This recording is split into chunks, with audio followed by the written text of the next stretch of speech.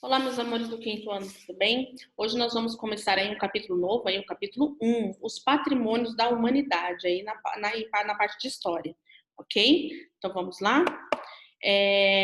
Aí tem um pequeno diálogo aí, né, entre os nossos amiguinhos e a professora Nádia. No diálogo eles falam assim: o patrimônio cultural é como uma herança deixada pelos nossos antepassados? Essa herança pertence a todos nós? Sim, o patrimônio cultural de um povo é um elemento fundamental de sua identidade e cultura. Então, nesse primeiro momento aí, a professora Nádia, ela passou aos alunos um documentário aí falando sobre os patrimônios aí mundiais, da importância de preservá-los aí por serem heranças aí dos nossos antepassados, ok? Aí vamos lá, conhecendo os patrimônios da humanidade. Os patrimônios culturais são quando as populações produzem bens culturais, né, monumentos, que representam aí a memória coletiva de um povo, ok? Então, tudo isso é um patrimônio cultural, ok? Os patrimônios mundiais, os patrimônios da humanidade, são construções, objetos, monumentos, são tradições, tudo isso engloba aí um patrimônio cultural. E elas são aí cuidadas, vamos dizer assim, pela Unesco. O que é a Unesco? É a Organização das Nações Unidas para a Educação, Ciência e Cultura, ok? Então, e elas possuem um grande valor aí do ponto de vista da história, da ciência e da arte, aí com um valor excepcional. Mas o que é um valor excepcional? É um valor que não tem valor, né? É um valor inestimado, é uma coisa que a gente não quantifica, não coloca valor, né? Então, por isso que é um valor excepcional, não tem valor, ok? Não tem nada que pague. Né? E você acredita que por meio do estudo de patrimônios mundiais é possível compreender melhor como vivia uma população do nosso passado? Sim, né? É importante aí saber como que eles viviam, com o que eles usavam, como que era as tradições deles, ok? Aí a professora Nádia continuou a explicar a importância aí desses patrimônios, né? Que são divididos aí entre patrimônios culturais e materiais e naturais, sendo culturais aí feitos pelo homem, ok? Os imateriais, geralmente, eles são passados aí em forma oral, né? E os naturais aí são alguns lugares que nós iremos ver aí, ok? Então aí nós temos aí a estátua gigante aí do Buda, que foi feito aí manualmente, cultural, né? E temos aí o tocador aí de viola, né? Então aí ele é uma canção, né? Então ele foi passado por imateriais, ok? Aí tem uma perguntinha. Troca ideia com seus colegas de professor para responder as questões. Você se lembra quais são os patrimônios materiais? Aí foi isso que a Pro explicou. Então, é tudo feito pela mão do homem, ok?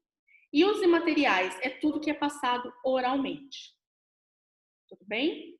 Aí nós temos os patrimônios naturais aí também. O que é? O que entra, Pro, nesses patrimônios naturais? Entre os lugares, né, de diferentes aí partes do mundo, diferentes habitats aí para os animais, para a vegetação, né?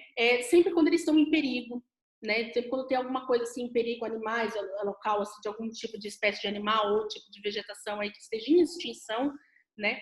Ela é colocada aí como um patrimônio mundial aí cuidado pela Unesco. Aí nós temos aí um integrando com geografia, né, que mostra aí as paisagens naturais que marcam aí o espaço onde espécies vegetais, animais e sociedades humanas vivem, né? E esses espaços aí, pessoal, eles são fundamentais para a vida dos seres vivos e para as culturas humanas também, ok? Aí eles têm uma grande variedade biológica e uma importância científica no valor histórico e cultural. Aí nós temos aí a imagem, nós temos a Ilhas Galápagos, de um lado, e do outro lado o Parque Nacional de Talampaya, que fica lá na Argentina. Aí temos umas questõezinhas aí. Converse com um colega sobre o motivo de considerarmos as paisagens naturais como patrimônios mundiais. Por que nós temos, qual a importância de pegar uma imagem, um local desse e colocar ele como uma paisagem, um patrimônio mundial? Por que é importante? O que tem de beleza? O que ele agrega ali? O que eles têm ali que eles podem ser um patrimônio mundial? E você conhece exemplos de elementos da natureza presentes na sua cidade ou na sua região que você acredita que esses elementos devem ser preservados? Tem. Quais são e por que eles têm que ser preservados, né? Se eles já são algum patrimônio, eles já têm que ser preservados mesmo, ok? Mas qual é essa importância?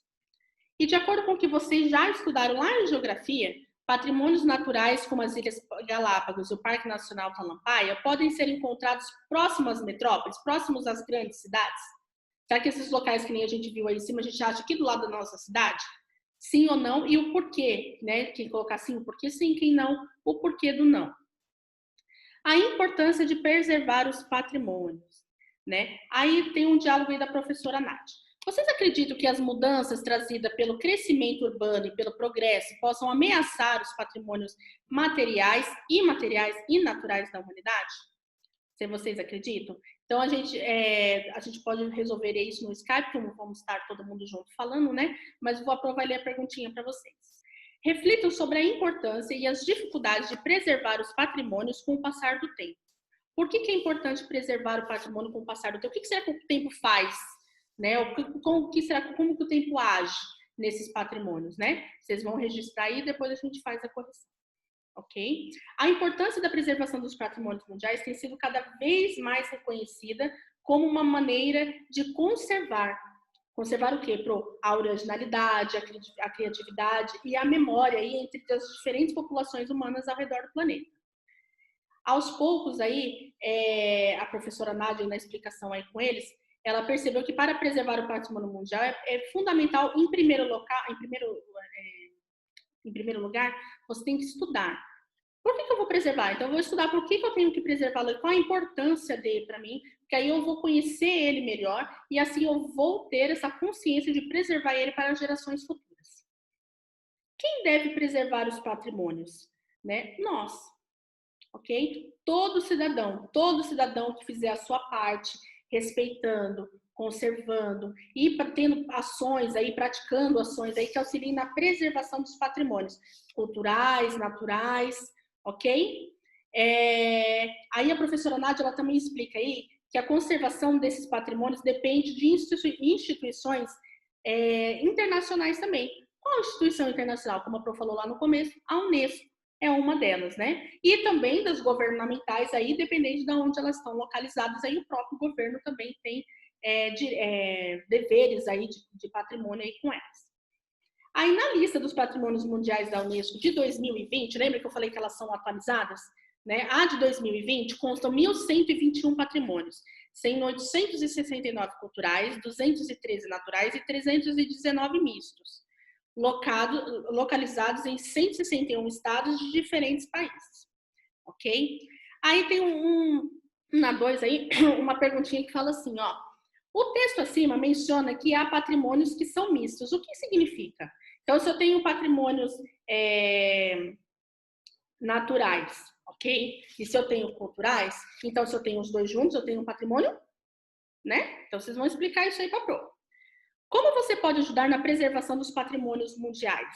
Como que vocês podem preservar? Essa é uma respostinha pessoal, ok? Depois a gente pode fazer também todo mundo junto a correção. Como que vocês podem fazer aí?